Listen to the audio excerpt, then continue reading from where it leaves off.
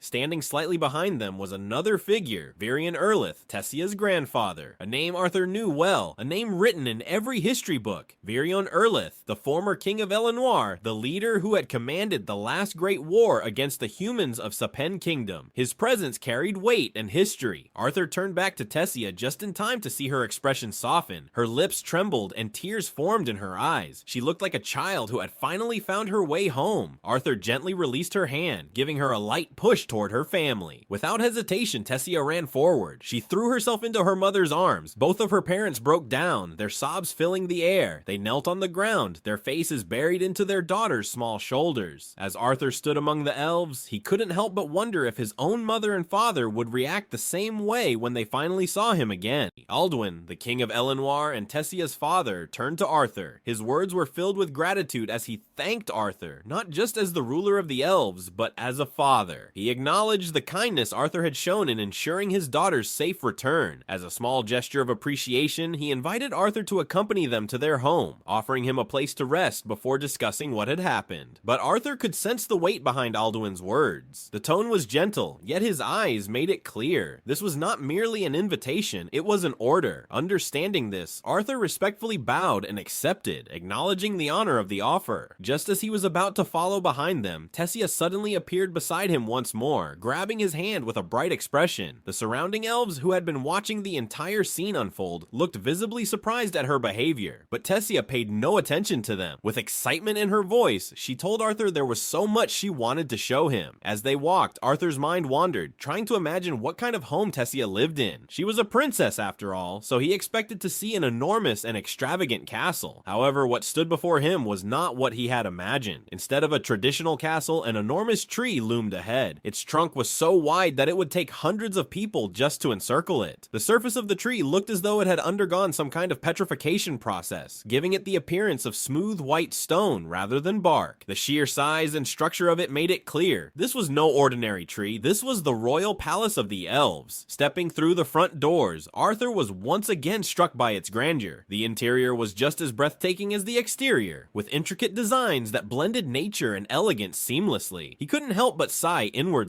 The entire setting felt straight out of a novel, one of those overly dramatic fantasy stories he used to read. Upon their arrival, the queen, Tessia's mother, wasted no time in issuing a command to the nearby servants. She instructed them to prepare a bath and a room for Arthur, making it clear that he was to be treated as a guest of the royal family. But Arthur quickly declined the offer to rest, stating that he preferred to explain everything first. The urgency in his voice left no room for argument. Without delay, the welcoming party led him to the dining table, where the discussion of what had transpired would soon begin. Arthur stood up from his seat and lowered his head in a respectful bow. He introduced himself as Arthur Leywin, a boy from a humble town in the kingdom of Sapin. He spoke with formality, addressing the royal family with the utmost respect, knowing that a proper introduction was necessary to be taken seriously. Inwardly, he acknowledged that his introduction might have been a little too formal, but he knew that if they continued to see him as just a child, the discussion wouldn't progress in any meaningful way. King Alduin observed him carefully before responding. Despite Arthur claiming to come from humble origins, the king noted that he carried himself with a level of maturity and education that was unexpected for someone of his background. Satisfied for the moment, the king requested Arthur to recount what had happened. Arthur began his explanation, offering a vague but plausible account of his journey. He stated that he had been separated from his family after an unfortunate encounter with bandits. Though it wasn't entirely false, it was only a half-truth. As he continued his story, eventually reaching the part where he had encountered Tessia, the atmosphere in the room shifted. The moment the king heard what had happened to his daughter, his fury erupted. His fist slammed onto the table with a force that echoed through the chamber. The mention of slave traders had enraged him, and he immediately blamed humans for their involvement. Arthur, remaining calm, responded without disrespect but with firm conviction. He reminded the king that slavery was a profession, not a trait tied to any single race. The soldiers around them did not take kindly to his words. Without hesitation, they reached for their swords, ready to act against the perceived insult. However, before they could take further action, Elder Virion intervened, his presence alone stopping them in their tracks. The elder then turned to Arthur. He questioned how a mere child could have possibly saved his granddaughter. Did he plead with the slavers? Did he beg them for mercy? The skepticism in his voice was clear. Arthur did not falter. He stated plainly that while he was indeed a child, he was also a mage. He had not begged or negotiated. Instead, he had eliminated the slave traders himself and rescued Tessia. A murmur of disbelief spread through the room. One of the guards, a lean and sharp-eyed soldier, scoffed at Arthur's claim, accusing him of lying in the presence of elven royalty. But before he could escalate the situation, Elder Virion's sharp gaze fell upon him. The weight of that stare alone was enough to send a shiver down the guard's spine. Fearfully, he lowered his sword, understanding that he had overstepped his bounds. Arthur stood his ground, unwavering in his decision. Whether they chose to believe him or not was irrelevant. What mattered was that Princess Tessia had been safely returned to them. That was all he had intended to do. Now, all he wished for was to return to his family in Sapin. Tessia's reaction was immediate, her voice filled with surprise and a hint of distress, addressing him as Art. Her parents, the king and queen, were visibly taken aback by this. Arthur understood the weight of history between the two races. Given the past conflicts, he knew that his presence in this kingdom was unlikely to be welcomed for long. More importantly, his priority remained unchanged, ensuring his family's safety and letting them know that he was alive and well. King Alduin, however, did not dismiss Arthur so easily. He acknowledged that despite the past tensions between their kingdoms, Arthur had risked his life to save Tessia and had taken the effort to accompany her all the way back home. This act alone deserved proper recognition. The king wished to reward him appropriately, but explained that the teleportation gate connecting to the Sapin kingdom only functioned once every 7 years during the summit conference between the three races. The next activation was still 5 years away. Though this revelation meant Arthur could not return immediately, the king assured him that they would arrange an escort to take him back to Sapin safely. At the same time, he extended the kingdom's hospitality, knowing that while some some elves were tolerant, many still harbored resentment toward humans due to the war from long ago. For now, Arthur was to consider the palace his temporary home, and by the next morning his escorts would be ready to take him back. Arthur accepted the arrangement with a nod of gratitude before he was led to his room. The chamber he was given was spacious, yet furnished with elegant simplicity, reflecting the refined taste of the Elven kingdom. Left alone, Arthur allowed himself a moment to relax. Stripping off his worn clothes, he stepped into the shower, letting the warm water wash away the exhaustion clinging to his body. Just as he began to unwind, a sudden, searing pain erupted once again. His head throbbed violently, the sensation almost unbearable. A frustrated growl escaped him as he gripped his temples, his breath uneven. The pain had been growing worse, an issue he could no longer ignore. After some time, the intensity faded, leaving behind a dull ache. He dressed and settled onto the couch, his fingers tightening around the mysterious stone in his grasp. His thoughts drifted to Sylvia, the one who had entrusted him with this burden. Doubt and uncertainty crept into his mind. He wished she were here to guide him, to help him understand what he was supposed to do next. A sudden knock at the door pulled him from his thoughts. Pushing aside his worries, Arthur stood and moved to answer it. The moment the door swung open, he was met with the sight of Tessia. The elven princess stood before him, her lips curled into a pout. Without warning, she threw a light punch against his chest, her frustration evident. She was upset. She had sensed his cold demeanor back in the throne room, and now she couldn't believe he was planning to leave so soon. To her, his words had felt distant, almost unfriendly toward her family. Arthur, however, had not intended to be unkind. He had only spoken with the respect required in front of the rulers of an entire kingdom. What he hadn't expected was for Tessia to have kept their true status from him in the first place. The realization left him both surprised and mildly exasperated. Tessia, noticing his reaction, found amusement in teasing him, but Arthur wasn't in the mood to entertain her antics. Before she could continue, her voice softened. There was hesitation in her tone as she admitted something deeper. She didn't want him to leave. He was the first true friend she had ever made. Arthur could see the sincerity in her expression, and rather than letting the moment turn heavy, he placed an arm around her shoulders with an easy smile. He called her a crybaby princess and suggested that instead of sulking, she should show him around the castle. Tessia's mood brightened at the offer, and without hesitation, she agreed. Tessia led Arthur to a secluded spot within the castle grounds, her eyes filled with excitement. This was her favorite place, one that transformed beautifully with the changing seasons. If he stayed until spring, she explained, he would be able to witness the full bloom of countless flowers that covered the area in vibrant colors. But even now, there was something worth seeing. As she spoke, the glow of tiny creatures flickered in the air around them. She reached out and gently caught one in her hands, turning to Arthur with delight. It was a globy, a luminous little insect that harvested nectar in the dim light. She held it out to him, urging him to take a closer look. Arthur reached for the globy, but before he could grasp it, a strange sensation crawled up his spine. A warning. Instinct took over. In the next moment, a projectile shot through the air, aimed directly at Tessia. Without hesitation, Arthur grabbed her hand and yanked her aside, narrowly avoiding the attack. His eyes snapped toward the direction it came from, and he reacted immediately. Catching the object midair, he dashed toward the assailant with speed and precision. The figure barely had time to react before Arthur blocked his next strike and grabbed his wrist, ready to disable the threat. But what he saw left him stunned. The so-called attacker was no stranger. It was Virion, Tessia's grandfather. The old elf greeted Arthur casually, raising a hand in a nonchalant wave as if nothing unusual had just occurred. Arthur instinctively sprang back, his heart still pounding from the sudden attack. His mind reeled, frustration bubbling to the surface. Had this man really just attempted to harm his own granddaughter? Virion, however, seemed completely unbothered. He dismissed the concern, claiming that the projectile he had used wouldn't have done any real harm. At most, it would have left a small welt. It was hardly something that could kill anyone. Arthur glanced down at the object still clutched in his grip. It was only then that realization struck. He had been tricked. Virion chuckled, clearly amused. He praised Arthur's quick instincts, noting how impressive it was that he not only caught the so-called gift, but also turned it against him in an instant. However, he didn't hold back his criticism either, pointing out that Arthur's mana usage was mediocre at best. Even so, he acknowledged that Arthur must have had skill. After all, he had managed to take down a few slave traders. Arthur exhaled sharply, keeping his frustration contained. This old man wasn't just eccentric, he was outright unpredictable. Tessia quickly moved to Arthur's side, glaring staring at her grandfather. She scolded Varian, demanding that he stop teasing Arthur, but Varian was far from finished. He hadn't come here just to play around. There was another reason, one far more important. Arthur tensed slightly, his thoughts racing. What exactly was this old elf after? Varian finally revealed his intent. It had been a long time since he had met someone truly interesting. Varian tossed a wooden sword toward Arthur, challenging him to prove his strength. Without hesitation, Arthur caught the weapon midair, but before he could even assume a defensive stance, the old elf launched himself forward with incredible speed. There was no time to think, only react. Arthur lunged toward him, accelerating to disrupt the timing of Varian's attack. He swung hard, his strike carrying the full force of his momentum. Tessia's eyes widened in shock as she watched the intensity of their battle unfold. She had never seen her grandfather fight this seriously against someone before. Varian, however, only smirked. Arthur's aggressiveness was unexpected, but it wasn't enough. The old elf decided to take things up a notch. Arthur pushed himself harder, determined to close the gap, but in the blink of an eye, Varian disappeared from sight, leaving Arthur swinging at nothing but air. The moment of confusion was all it took. Varian shifted his stance, moving with even greater speed. Arthur tried to keep up, but the gap between them became painfully clear. For every attack Arthur blocked, Varian landed 3 in return. The relentless barrage kept Arthur on the defensive, his arms stinging from the repeated blows. Arthur's body tensed as he caught sight of a fist coming straight at him. He barely managed to dodge by jumping back, but before he could recover, another strike came from behind. Varian's elbow connected solidly, sending Arthur flying. The force of the impact sent Arthur skidding through the air. His balance wavered, but his instincts took over. Mid-flight, his hand shot out, grabbing hold of the wooden sword that had slipped from his grasp. Technique no longer mattered. Varian was overpowering him with sheer speed. If Arthur wanted to stand a chance, he had to change his approach. He focused, channeling mana into his weapon. In the next instant, he launched forward like a bolt of lightning, closing the distance in a flash. But Varian was ready. The old elf met Arthur's attack head-on, effortlessly blocking the strike. Arthur gritted his teeth, struggling to keep up. Varian's movements blurred before him, vanishing and reappearing at will. Before Arthur could react, his opponent was already behind him, preparing to sweep his legs from under him. Arthur saw his chance. He planted all his strength into his legs and leaped backward just in time. Twisting in midair, he flipped his body and adjusted his grip on the sword. His movements were sharp, precise. As he descended, he directed his weapon toward Varian's head with full force. The strike landed with a solid impact. Varian staggered slightly, momentarily thrown off balance. Arthur hit the ground hard, but managed to regain his footing. Tessia, alarmed, rushed toward them. Varian straightened, rubbing his head where the blow had landed. A mix of amusement and surprise flickered in his expression. He had been arrogant, thinking Arthur wouldn't be able to land a hit, but the boy had proved him wrong. Just as Varian prepared to initiate another round, his words were cut off by a sharp pain. Tessia had pinched him, scolding him for pushing Arthur too hard. Varian glanced at Arthur with a smirk, rubbing his sore head from the earlier hit. He admitted that if he had gone easier, Arthur might have been the one bullying him instead. Arthur let out a laugh, feeling a sense of pride at being acknowledged by someone as respected as Varian. He expressed his honor at receiving such praise, but Varian's expression shifted suddenly. The playful tone disappeared, replaced by something more serious. Arthur noticed the sudden change in the elder's mood and felt a sense of unease. Before he could react, Varian spoke again, his words carrying unexpected weight. He wanted Arthur to become his disciple. Tessia, standing beside them, looked between her grandfather and Arthur in confusion. With the help of Tessia's personal first aid kit, Varian's head was quickly patched up, though his focus remained entirely on Arthur. He pressed for an answer, asking if the boy would accept his offer. Arthur hesitated, his mind racing. Varian was serious. There was no doubt about it, but the weight of such a decision made Arthur question if he could truly go through with it. Varian, unwavering, challenged Arthur's doubt. There was no reason for him to joke about something like this. He pointed out Arthur's undeniable talent, stating that the boy was already stronger than most children, and even some adults. But more than that, he promised to teach Arthur something that no mage in Sapin could offer. The temptation was real, but one thought overpowered everything else: his parents. He couldn't accept when he had no idea if they even knew whether he was alive. The uncertainty of their well-being held him back. Varian, however, wasn't finished. He posed a question that stopped Arthur in his tracks. What if there was a way to see how his parents were doing? What if there was a way to communicate with them and let them know he was safe? Arthur's eyes widened at the implication. His mind raced, trying to understand what Varian meant. Was such a thing even possible? Before Arthur could ask further, Varian raised a hand, signaling him to wait. Without hesitation, he called for a maid and instructed her to take Tessia, ensuring she was washed up and put to bed. Varian studied Arthur carefully, his expression more serious than before. He admitted that he was being impatient, but there was a reason, something he had sensed during their spar. His voice carried weight as he mentioned the bouts of searing pain Arthur had been experiencing near his mana core. Not only that, but he also pointed out that these episodes were becoming more frequent. Arthur was taken aback, his body tensed as he processed Varian's words. How did the Elder know about this? Until now, Arthur had assumed it was just a side effect of his growing power, but Varian spoke as if he understood exactly what was happening. The old elf, however, was not concerned with how he knew. It was the fact that Arthur himself did not understand the reason behind his pain that was the real problem. He then asked Arthur if he was familiar with something called a beast will. The unfamiliar term made Arthur pause. He had never heard of it before, but the moment Varian mentioned it, his mind flashed back to the moment Sylvia had struck his core. The memory stirred something deep within him, as if the answer had been there all along, just beyond his reach. Varian continued, explaining that while Arthur had likely encountered mana beasts before, only those powerful enough to be categorized as Class A or higher possessed a unique ability. These creatures could pass down their will and inherent power, either to their offspring or to a person they had formed a bond with. This transfer only happened once, making it incredibly rare. Though Varian didn't pry into how Arthur had obtained such a powerful beast will, he made one thing clear. The power inside Arthur was doing more harm than good. At its current state, it was too unstable, and Arthur's body was not yet strong enough to handle it. Arthur's curiosity deepened. If Varian knew so much about this, then did he also possess a beast will? The question burned in his mind, and as if reading his thoughts, Varian confirmed it. He revealed that he was a beast tamer, a title given to those who had fully conquered the monstrous force within them. Arthur's desire to return home was undeniable, but Varian warned that doing so now would be a grave mistake. The raw power of the beast will was too potent for his young body. If left unchecked, it would not only consume him, but completely destroy his body from the inside out. To emphasize the severity of the situation, Varian tapped Arthur's chest, right where his mana core rested. The weight of his words settled heavily on Arthur's shoulders. This was not just about strength, it was about survival.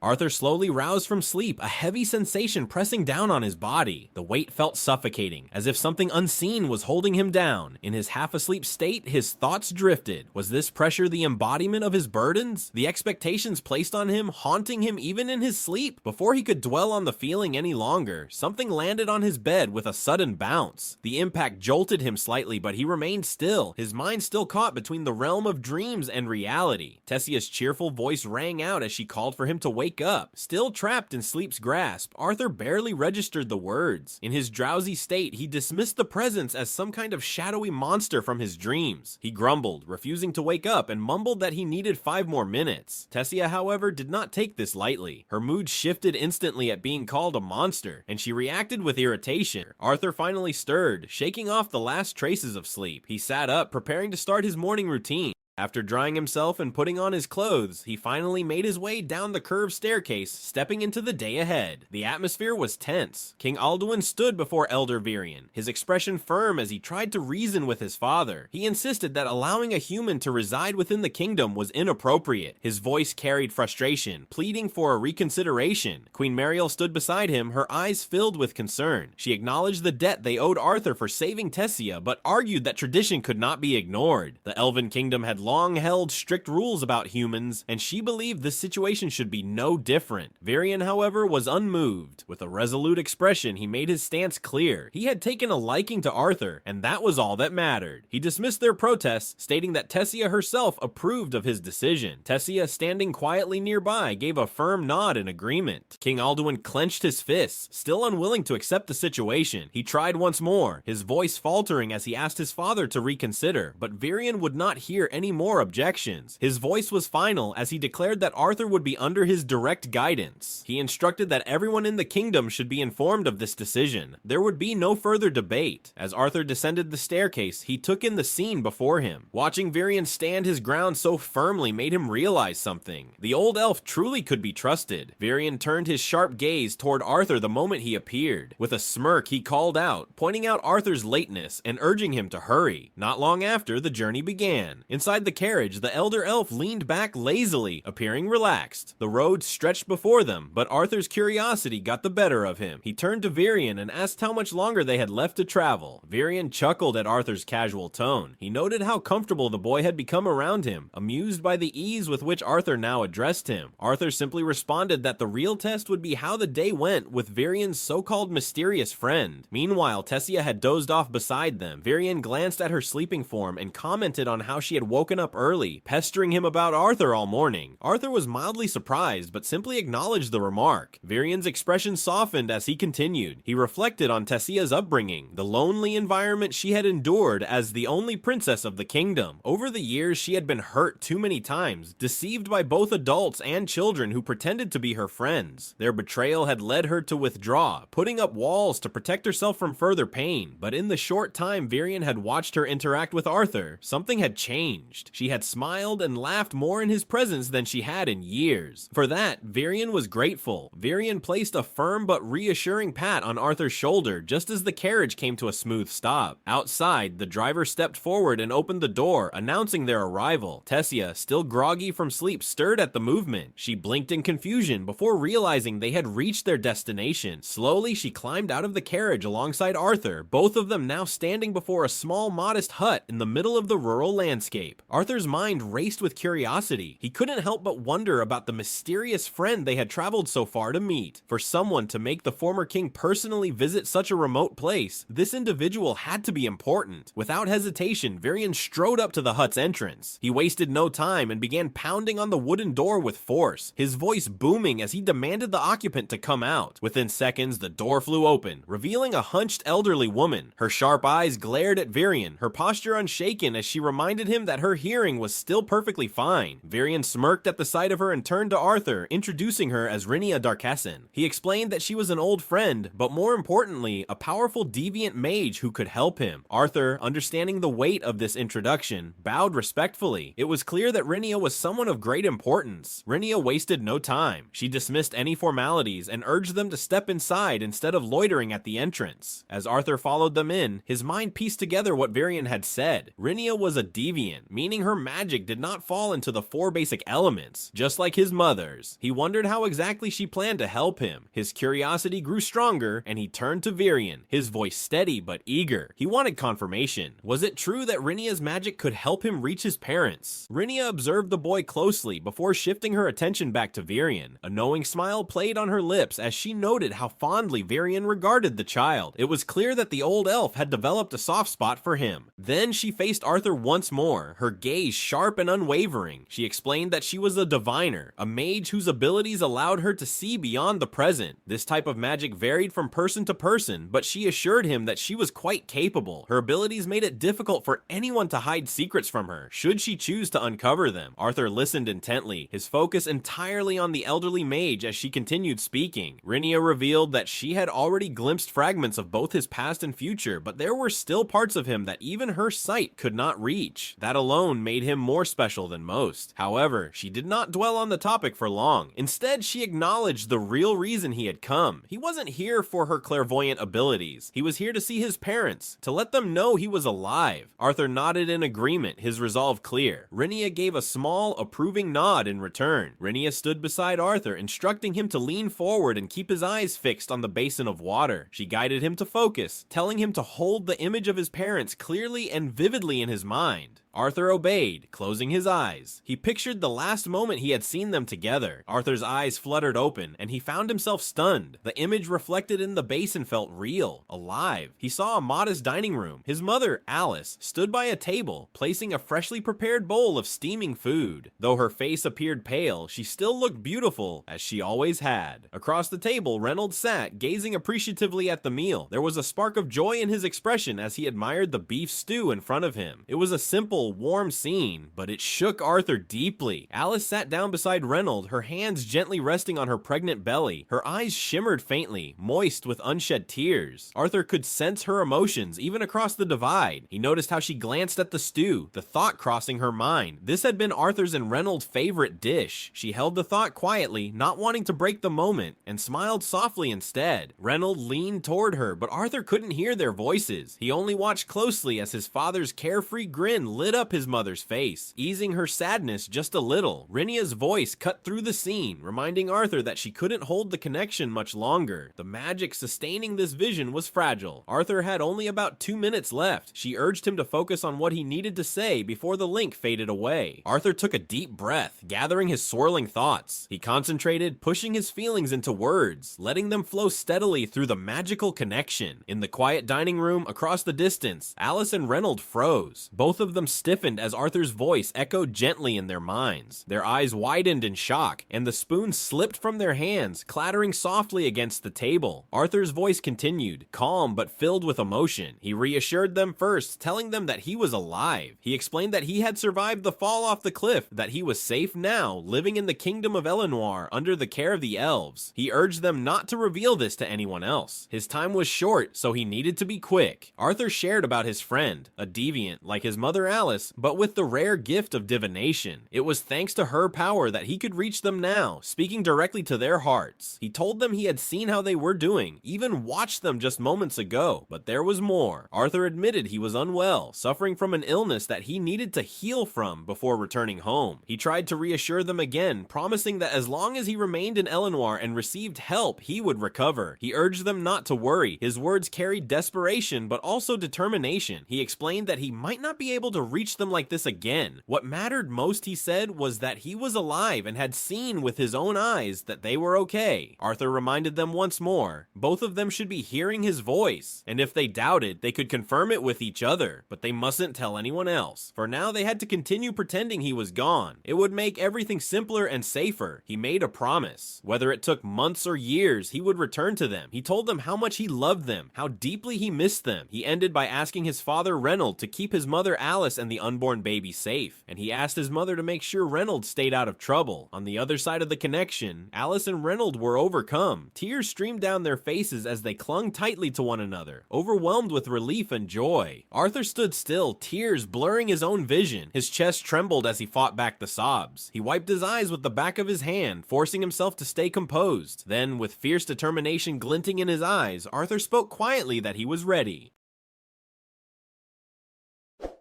By the time Arthur and Tessia returned to the castle, the sky had already turned dark. A maid stood at the entrance, politely greeting them. Before Arthur could head back to his room, he noticed the king and queen standing nearby waiting. The king of Eleanor approached Arthur first. His expression was calm, but there was something apologetic in his eyes. Years of being a king had made him rigid, set in his ways. Tonight, he appeared softer. Without hesitation, the queen of Eleanor joined her husband. She too carried the same air of regret. Together, they apologized for their behavior earlier that day. The king admitted his stubbornness, shaped by years of duty, while the queen gently reassured Arthur. They asked him to forgive them and told him to consider their home his own. The king reminded Arthur that he was not only the one who saved their daughter Tessia, but also the first disciple of Virion Erlith, the former king. To show sincerity, the king extended his hand. Arthur didn't hesitate. He took the king's hand firmly and shook it. The gesture sealed their understanding. The king thanked Arthur once again. Before the moment could settle, Tessia burst into the room. Determination lit up her face. She insisted that if her parents truly wanted to make amends, they should let her show Arthur around the city. It was clear she wanted to make up for the earlier tension in her own way. The king and queen exchanged glances. After a short pause, they agreed to Tessia's request. Later that evening, Tessia was dressed and ready, excitement shining in her eyes. She grabbed Arthur's hand, pulling him out eagerly. Despite the fatigue weighing down his body, Arthur allowed her to lead him, hiding his discomfort. As they wandered through the city streets of Zestier, Arthur's earlier amazement returned. The vibrant market stalls, the glowing lanterns, the unique architecture, all of it still felt magical. Together they explored shops and food stalls, though they couldn't avoid the attention. Many eyes followed them, surprised to see a human boy holding hands with the elven princess. While they continued walking, an elven child suddenly bumped into Arthur's shoulder. The boy scowled and muttered with disdain, complaining about being touched by a human. Arthur remained silent, watching him carefully. The elven child, emboldened, mocked Arthur further. He reminded Arthur that even though Elder Virion seemed to favor him, he didn't belong here. More children quickly gathered, joining in the taunts. Their sharp words cut through the air, calling Arthur names and telling him to go back to where he came from. Arthur stood still, his face calm, saying nothing. He let their insults wash over him without reacting. Tessia's hand tightened around his. She tugged gently, urging him to ignore the other children and move on. Without a word, Arthur followed her, leaving the whisper whispers and cruel voices behind. Arthur watched the elven child in front of him. Inside, he couldn't help but find the boy's arrogant attitude amusing. The child stood tall, dressed in noble clothes, his nose slightly tilted upward. Arthur thought to himself how cliche and obvious the boy's personality was. Deep down, he felt an urge to mess with him just for fun. The elven child, full of self-importance, addressed Tessia. He told her that while her kindness was admirable, it was beneath her to associate with a human commoner like Arthur. He introduced himself proudly as Faerith Evsar III and offered to escort the princess himself. Hearing the name, Arthur pretended to be shocked. He gasped loudly, repeating the name but deliberately pronouncing it wrong, calling him Faerith Ivysaur. The elven boy, Faerith, initially took Arthur's reaction as genuine recognition of his greatness. He began bragging, talking about how he had awakened recently despite being so young, clearly proud of himself. But soon Faerith noticed the smirk on Arthur's face. It dawned on him that Arthur was mocking his name. His face turned red with anger. He corrected Arthur sharply, yelling that his name was pronounced Ivsar, not Ivysaur. He called Arthur an ignorant fool for not knowing. Arthur remained calm and even chuckled. He bowed theatrically, dripping with sarcasm, and apologized for not recognizing such a genius before. He mockingly promised to remember his place in front of someone so inspiring. Without waiting for a response, Arthur took Tessia's hand and began to walk away. But Faerith was not done. He called out, demanding they stop. He stepped forward, his eyes blazing. He declared that he could see through Arthur's sarcasm and would not tolerate being made a fool of. Arthur observed him silently, realizing that Faerith was not as oblivious as he first appeared. Faerith then raised his voice, proudly proclaiming his challenge. For the honor of the Ivsar house, he demanded a duel with Arthur. His companions gasped at his boldness. Tessia immediately stepped between them. Her eyes narrowed and her voice was sharp. She reminded Faerith of Arthur's status as Elder Virian's disciple. She warned him that no matter his noble blood, he should remember his place and show proper respect. Faerith, however, remained determined. He apologized to Tessia, but explained that his father had taught him never to let anyone trample on his pride. Turning to Arthur, Faerith insisted on the duel. He told Arthur to accept the challenge or leave in shame, warning him that whatever decision he made would reflect not only on himself, but also on his mentor, Elder Virian. Arthur stood still, staring at Faerith. Inside his mind, he wondered if a duel was something serious in this elven kingdom. The concept seemed a bit dramatic, but Arthur kept quiet. Faerith mistook Arthur's silence as agreement. Without hesitation, Faerith declared the duel accepted. He asked Princess Tessia to officiate the match. Tessia sighed and rolled her eyes, clearly annoyed by the situation. She stepped back, giving them space. Around them, a crowd of curious onlookers began to gather. Everyone wanted to witness the duel between the noble Faerith and the human child Arthur. Tessia signaled for the duel to begin. Faerith raised his voice confidently, shouting for Arthur to prepare himself. He began boasting about how he, the genius Faerith, would show Arthur his strength. But before Faerith could even finish speaking, Arthur dashed right in front of him. Without wasting a second, Arthur sent a clean, powerful punch straight to Faerith's face. The force of the blow twisted Faerith's face, changing its shape as the sound of the impact echoed in the air. The crowd stood frozen in shock. Faerith dropped to the ground with a heavy thud, completely unconscious. Silence fell over the spectators, all eyes wide at how easily and quickly Arthur had ended the duel. Arthur glanced down at his hand, almost surprised by how little effort it took. It felt like nothing to him. Tessia, watching the scene unfold exactly as she expected, sighed. She ran to Arthur and grabbed his arm, pulling him away before the crowd could recover. Arthur let her lead him, satisfied by the stunned looks on everyone's faces. In that moment, Arthur grew to appreciate Tessia even more. The rest of the day passed quietly. It wasn't as entertaining as dealing with Faerith, but walking around the city with Tessia helped Arthur take his mind off heavier thoughts. Later, they returned to the castle. As they walked inside, Tessia asked if Arthur felt nervous about his training starting the next day. Arthur didn't answer immediately. Instead, his thoughts drifted back to his earlier conversation with Elder Virian. He recalled Virian's stern face and serious tone. Virian had explained clearly how harsh the training would be. He warned Arthur that he wasn't sure how Arthur had been taught so far, but things would not be easy under his guidance. Virian spoke about the pain that would come from pushing his mana core, comparing the assimilation process used by beast tamers to the agony of submerging in boiling tar. He reminded Arthur that he would be stuck in this foreign land, far from the comfort of his family. Even the simple routines of daily life would become difficult. But Virian had also promised that if Arthur could endure all of it, the reward would be worth every struggle. Then Virian had looked Arthur straight in the eyes and asked if he was ready to face all of that. Returning to the present, Arthur smiled softly. He finally answered Tessia. He was not nervous. He was excited. Arthur had come a long way to reach reached this point. The intense training, the journey, the brief chance to see his parents meant something more now. He felt eager for all that lay ahead, the unknown challenges, the future waiting for him. He couldn't wait to face it all.